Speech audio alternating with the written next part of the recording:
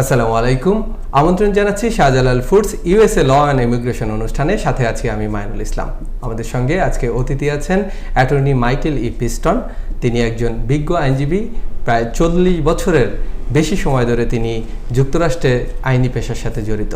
আর এছাড়াও আমাদের সঙ্গে আরও রয়েছেন জনাব লোকমান ভূঁইয়া। তিনি মাইকেল ই পিস্টন ল অফিসের একজন সিইও। আমাদের সঙ্গে দুজনই রয়েছেন, তাদের সঙ্গে আমরা আজকে কথা বলবো। যুক্তরাষ্ট্রে যারা আসতে চান বা যুক্তরাষ্ট্রে যারা স্থায়ীভাবে বসবাস করতে চান, আপনাদের এই ধরনের যে কোনো প্রশ্নের উত্তর দিতে আমরা আমাদের এই অনুষ্ঠানের আয়োজন করি এবং আপনাদের প্রশ্নগুলোর সব প্রশ্নের উত্তর দেওয়ার আমরা চেষ্টা করি আমাদের এই অনুষ্ঠানের মধ্য দিয়ে। Attorney Michael E Piston, thank you very much. Welcome to channel I. Thank you for joining us today. Thank you for inviting me. আমাদের সঙ্গে রয়েছেন লোকমান ভূঁইয়া। আমরা একটু আপনার কাছে জানতে চাই শুরুতেই যে আজকের যে আয়োজন আমাদের, অর্থাৎ দর্শকদের উদ্দেশ্যে আমাদের এই ল অ্যান্ড ইমিগ্রেশন নিয়ে অনুষ্ঠান, কেমন আছেন আপনি? আমি ভালো আছি, আপনি কেমন আছেন? আলহামদুলিল্লাহ। তো আমাদের অনুষ্ঠানের শুরুতেই আমরা অ্যাটর্নি মাইকেল ই পিস্টনের কাছে যেতে চাই। Mister piston, what is the biggest challenge for immigration as a result of the Trump administration new immigration policy? The fact that there's going to be many more detentions than there has been in the past. That ICE has just gotten a record-breaking budget. In the past, they were limited by how many people that they could detain. Now they've got so much money that they can detain just about anybody that they want to. So I think we're going to see a huge uptake in people being detained who would not have been detained in the past. What is the specific change for the Trump administration about law and immigration? The most specific Trump change is the fact that ICE has gotten a huge new budget. They've gotten a budget which is 10 times more than they had under the Biden administration. So now they've got the money to go out and buy detention facilities, which they didn't have before. Before, the detention, many people were being detained because the detention facilities were almost full up. Now they're going to have the opportunity to go out and lease a lot more detention space, and that means there's going to be a lot more detentions. এই যে Trump অ্যাডমিনিস্ট্রেশনের যে পরিবর্তনের কথাটা বলছেন, আপনি কি মনে করছেন যে এই পরিবর্তনগুলো আসলে অভিবাসন নীতিতে কি ইম্প্যাক্ট ফেলছে? ব্যাপক ইম্প্যাক্ট ফেলতে যাচ্ছে বা ফেলেছে অলরেডি। কারণ হচ্ছে Michael Piston attorney at law ইতিমধ্যে উনি বলেছেন যে ট্রাম্প অ্যাডমিনিস্ট্রেশনের সময়ে ওরা হচ্ছে বাজেট কমপক্ষে 10 গুণ বাড়িয়ে দিয়েছে এবং এরা হচ্ছে অনেক ডিটেনশন নতুন ফেসিলিটি এরা হচ্ছে কিনে নিয়েছে, যেখানে অধিকতর লোকদেরকে এরা হচ্ছে ডিটেইন করবে। এটা হচ্ছে তাদের মূল উদ্দেশ্য। My another question to Michael Piston, what do immigrants need to know about current ICE rate and detentions?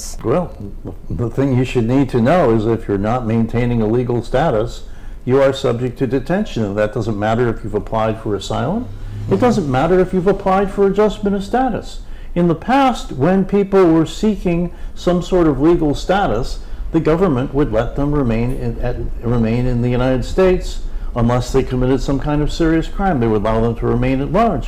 But now we're seeing for the first time people who have legitimate applications pending upon their behalf are still being detained. In fact, in San Diego, they were detaining people as soon as they came in to apply on their I-485 interviews. So, first of all, number one, unless you are actually in a legal status, that's to say you have an unexpired Form I-94 or you're an F1 who's a full-time student, you are subject to detention. Second of all, even if you are in a legal status, carry evidence of that legal status with you at all times. If you cannot produce at the time you are confronted by ICE officers evidence that you're maintaining status, you will be detained. And you will you'll be able to call your relatives and eventually get yourself out. But you probably will be detained for a while and you probably will not enjoy the experience. যদি আইস কাউকে ধরেই ফেলে, তো সেই ক্ষেত্রে তার তাৎক্ষণিকভাবে আসলে কি করা উচিত? তাৎক্ষণিকভাবে হচ্ছে ওনার পক্ষ থেকে কোনো কিছুই করলে কোনো উপকার আসবে না। সবচেয়ে গুরুত্ব হচ্ছে যে ওনাকে চুপ থাকা এবং যদি ওনাকে কোনো প্রশ্ন করে যদি কোনো জবাব থাকে সঠিক জবাব দিবে। যদি কোনো সঠিক জবাব না থাকে তাহলে সে বলবে যে আমার কাছে সঠিক উত্তর নেই, অথবা হচ্ছে যে বলতে পারে যে আমার আইনজীবী আছে, আমার আইনজীবীর সাথে যোগাযোগ করুন, বা আমি আমার আইনজীবীর সাথে যোগাযোগ করে ওনার সাহায্য নিয়ে আপনাদেরকে উত্তর দেব। সেক্ষেত্রে বলা হয়েছিল যে তার লিগ্যাল পেপারসগুলো তার সাথে রাখার যে ব্যাপারটি, সেই প্রসঙ্গে যদি একটু বলেন, কারণ অনেক ইমিগ্রান্ট যারা এখানে আসেন এবং তারা অ্যাসাইলাম কেস বা বিভিন্ন ক্যাটাগরিতে তারা আবেদন করে থাকেন এবং তারা কিন্তু সচরাচর তাদের যে পেপারস রয়েছে সেটি কিন্তু তাদের সঙ্গে রাখেন না, সেই ব্যাপারে যদি একটু বিস্তারিত বলেন আপনি। সবাই হচ্ছে যে যদি যার কাছে যেই ডকুমেন্টেশন তাদের হচ্ছে যে তারা যে স্ট্যাটাসটা মেনটেন করতেছে, বা যদি কোনো লিগ্যাল কোনো ডকুমেন্ট থাকে অবশ্যই রাখা উচিত। যদি না থাকে তখন তো তাদের আর কিছুই করা থাকবে না, তখন হচ্ছে তাদেরকে যে সকল প্রশ্ন করা হবে আটক করার পরে যদি ওনার জানা থাকে অবশ্যই ওনারা হচ্ছে উত্তর দিবেন, না থাকলে বলবেন যে আমি আমার আইনজীবীর সাথে যোগাযোগ করব, যোগাযোগ করে পরবর্তীতে যতটুকু সহযোগিতা করা দরকার আইনদেরকে সহযোগিতা করা উচিত। Mr. Piston, what are you thinking about latest visa bulletin? Visa bulletins moves like the stock market. Sometimes it's up, sometimes it's down.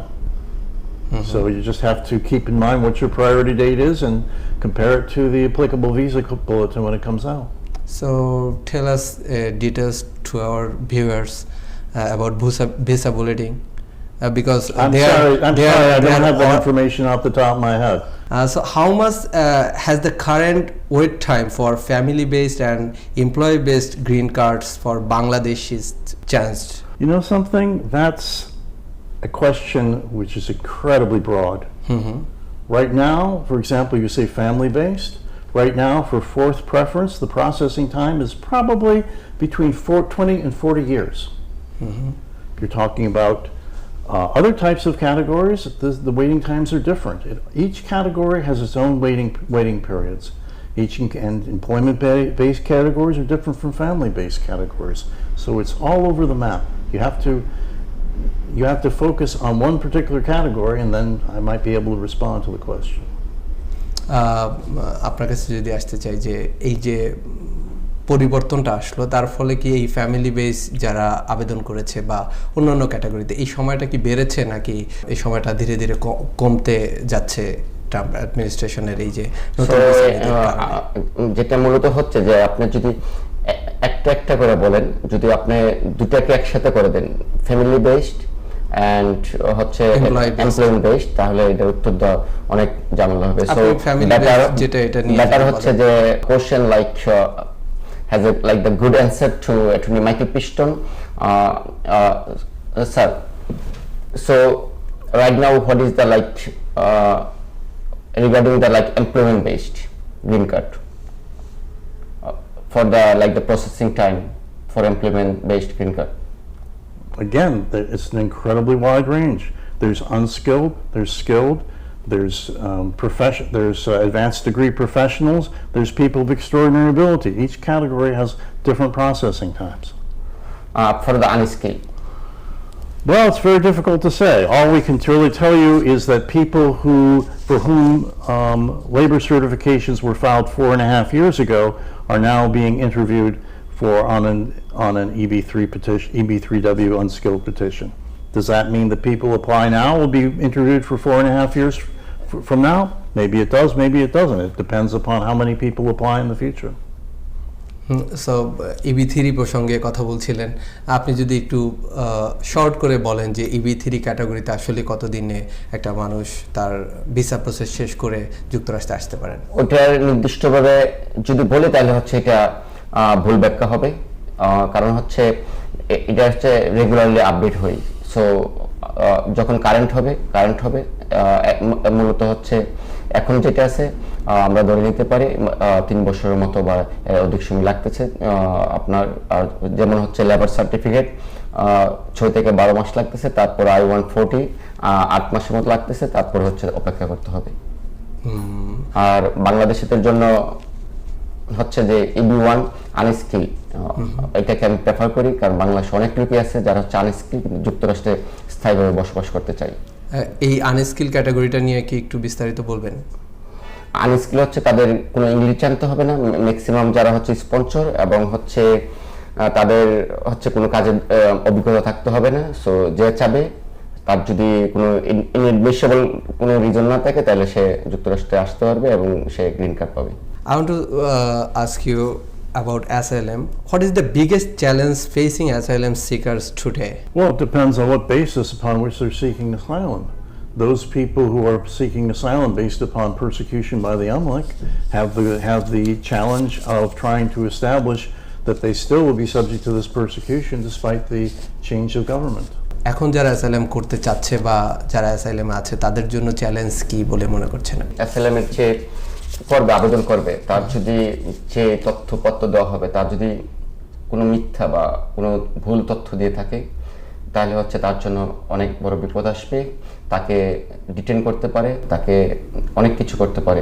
শুধু ওয়ার্ক পারমিট আর সোশ্যাল সিকিউরিটির জন্য যে বাংলাদেশের যারা হেল্প করে তাকে পাওয়ার জন্য বিভিন্ন ক্লায়েন্টদেরকে ওইটা থেকে বিরত থাকার জন্য আমরা মানে অনুরোধ করব আপনার চ্যানেলের মাধ্যমে। কারণ হচ্ছে পরবর্তীতে যদি ওরা প্রমাণ করতে সক্ষম না হয়, যদি ফ্রড প্রমাণিত হয়ে যায়, তাহলে তাকে আটক করতে পারে। You know, some change come for F1 visa recently.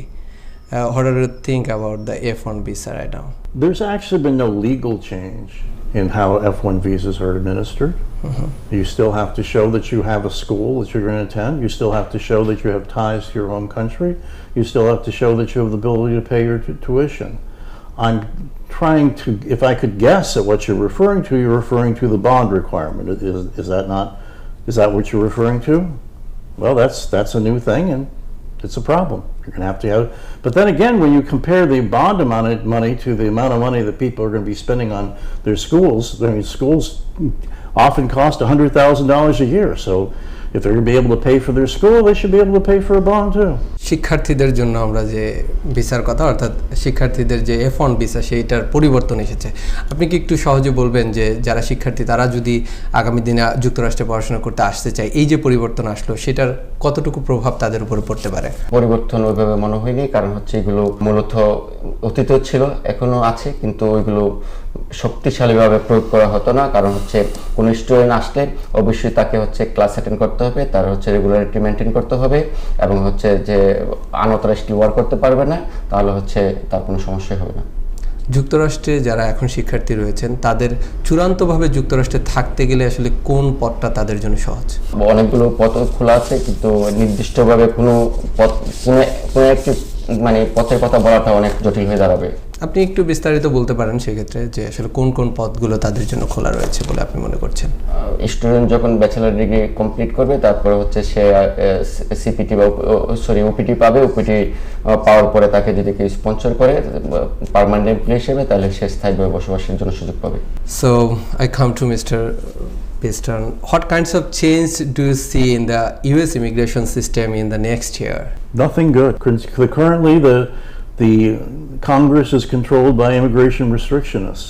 If anything passes, we can expect that there will be no more restrictions on immigration. So would you please tell details to our viewers? Well, we don't know, because there's a lot of proposals in Congress. The mere fact that something's been proposed doesn't necessarily mean it's going to be adopted. But for example, there's the bills to propose to virtually abolish the H-1B program. There's been bills to propose to eliminate diversity visa. There's been many bills that are proposed, and but very few that are going to liberalize the immigration system. Most of them are aimed at restrictions.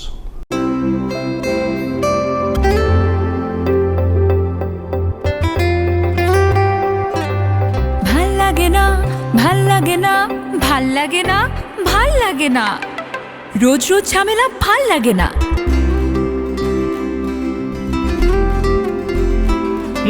ঝামেলাহীন নাস্তায় এই নাও শাহজালাল।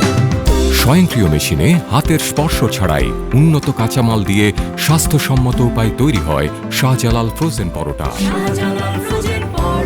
শাহজালাল, ঐতিহ্যের অনন্য স্বাদ, বিশ্বময়। চলো হারিয়ে যাই তুমি আমি দুজনে মিলে,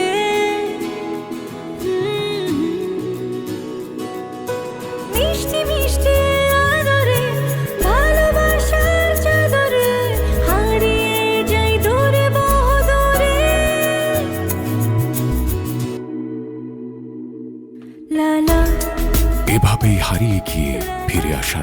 গল্পগুলো বুনি শাহজালাল ফুড প্রোডাক্টসের বিস্কুট এবং ড্রাই ফ্রুটের সাথে।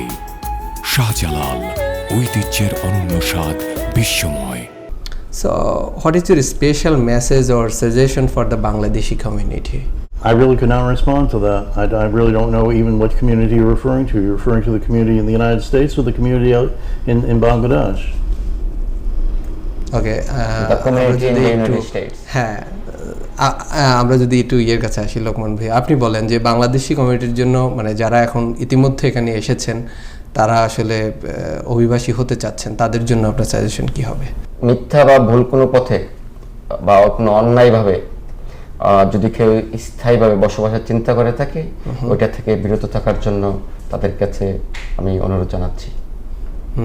আইনগতভাবে তাদেরকে আসলে কোন কোন বিষয়ে সতর্ক থাকা উচিত? ফ্রড ম্যারেজ, ফ্রড বাওয়াকিজ, এটা আরেকটু ফ্রড অ্যাসাইলাম, তাদেরকে এগুলো থেকে বিরত থাকার জন্য আহ্বান জানাচ্ছি। আচ্ছা, আমরা বলতে চাচ্ছিলাম যে বর্তমান পরিস্থিতিতে যাদের কোনো বৈধ স্ট্যাটাস নেই, তাদের জন্য আপনার প্রধান পরামর্শ কি হবে? যারা বৈধ যাদের স্ট্যাটাস নেই, তারা বাংলাদেশের স্বেচ্ছায় চলে যাওয়া তাদের জন্য উত্তম বা মঙ্গল।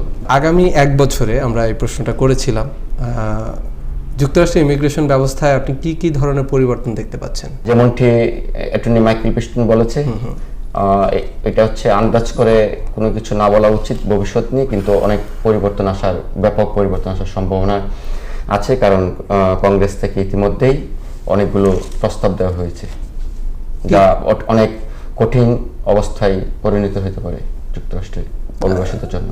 যদি 1-2টা উদাহরণ হিসেবে আপনি বলতে পারেন এই ব্যাপারে। ভবিষ্যৎ নিয়ে আমি কোনো কিছু বলতে চাই না যতক্ষণ পর্যন্ত এটা বাস্তবায়ন না হবে বা কার্যকর না হবে।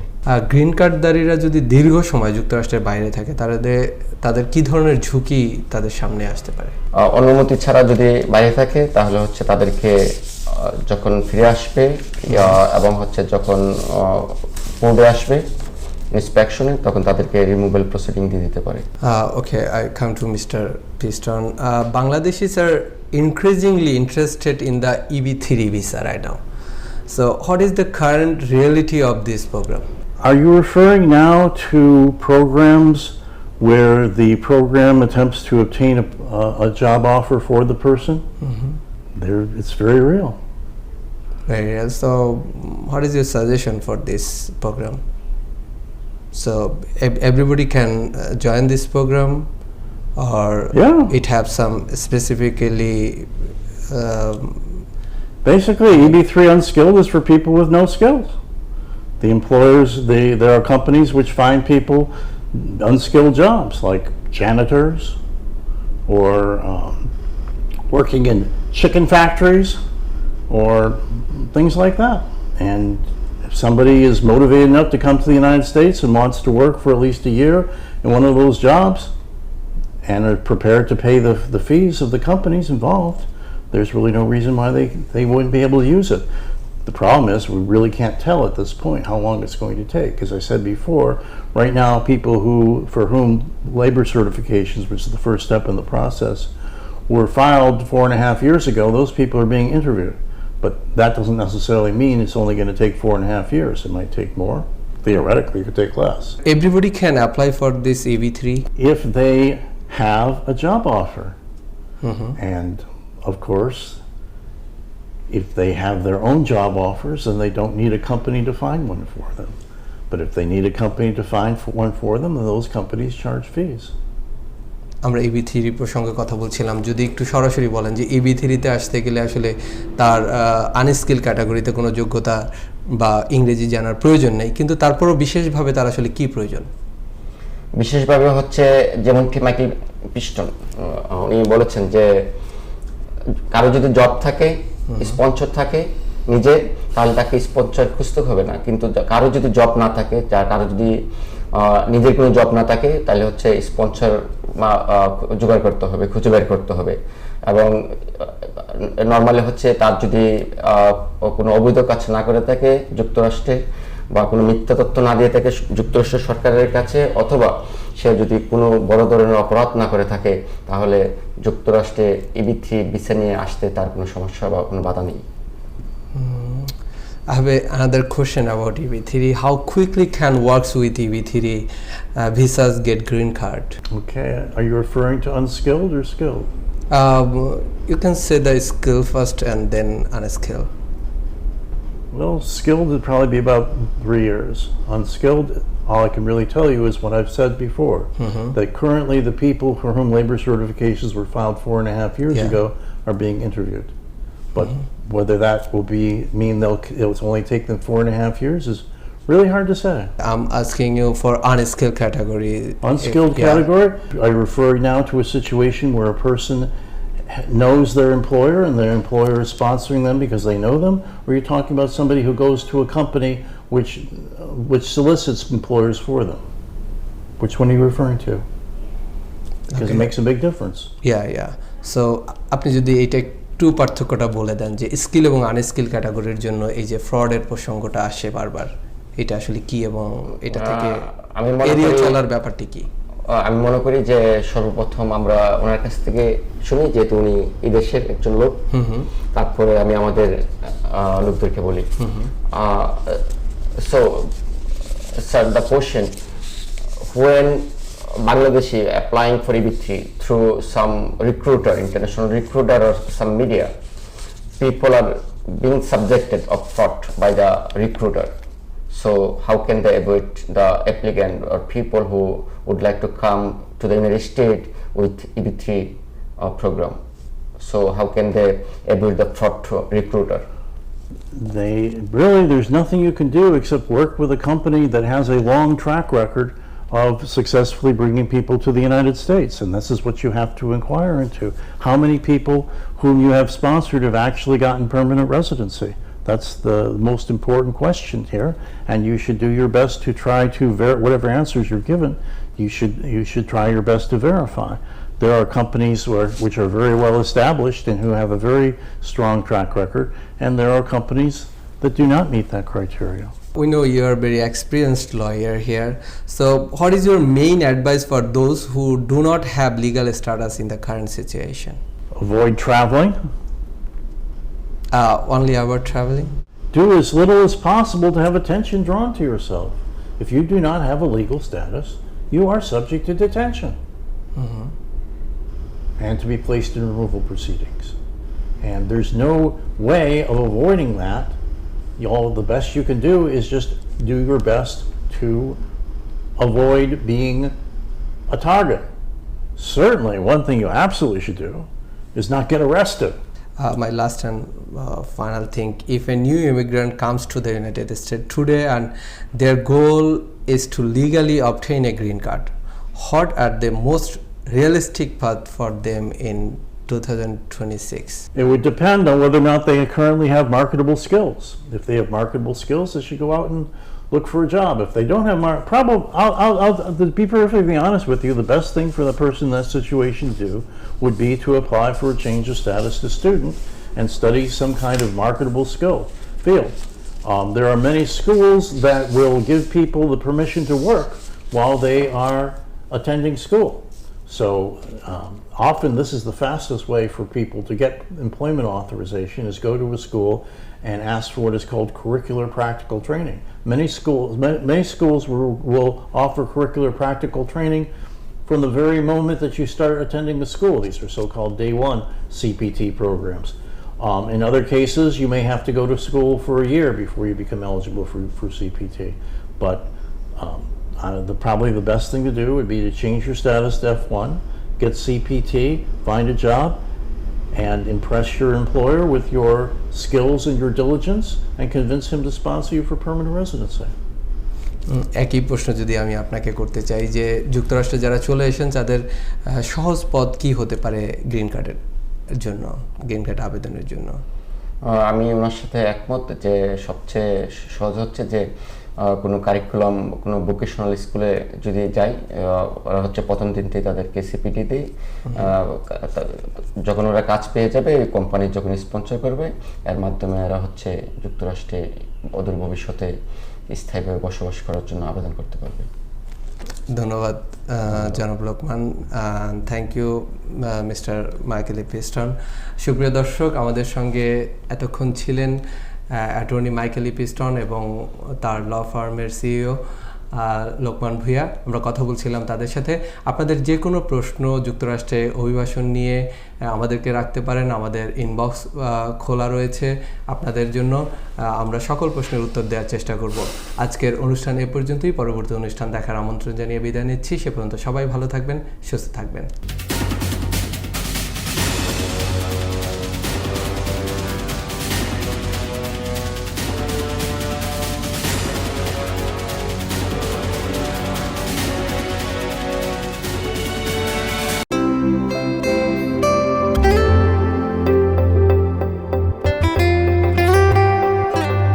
ভাল লাগে না, ভাল লাগে না, ভাল লাগে না, ভাল লাগে না, রোজ রোজ ঝামেলা ভাল লাগে না।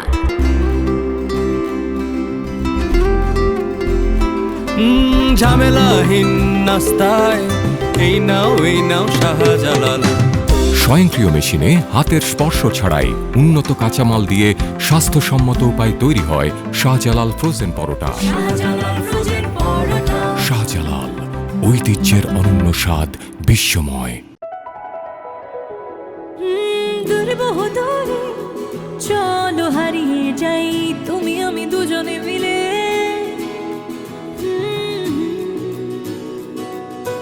মিষ্টি মিষ্টি আদরে ভালোবাসার চাদরে হারিয়ে যাই দূরে বহু দূরে।